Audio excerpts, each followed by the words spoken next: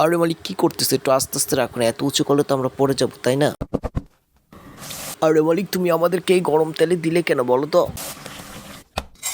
আরে মালিক তুমি আমাদেরকে এত অত্যাচার করো কেন? একবার তুমি গরম তেলে দিচ্ছ, এখন ছুরি দিয়ে কেটে নিচ্ছ। ছি মালিক, তুমি এত লুচ্চু কেন বলো তো?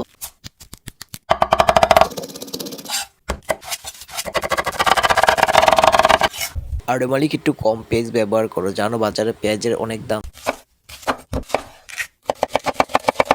আরে মালিক একটু আস্তে আস্তে কাটো না, না হলে তো তোমার হাত কেটে যেতে পারে।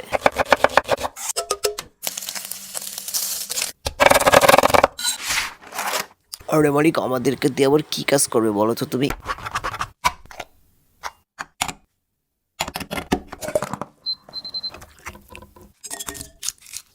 আরে মালিক এটা তুমি কি করলে? আবার কাপড় চোপড় এভাবে খুলে ফেললে?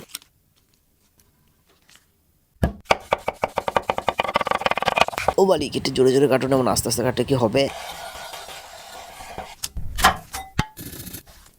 আরে মালিক কাটার আগে কি আমার পারমিশন নিছে? না বলি কেটে ফেললে?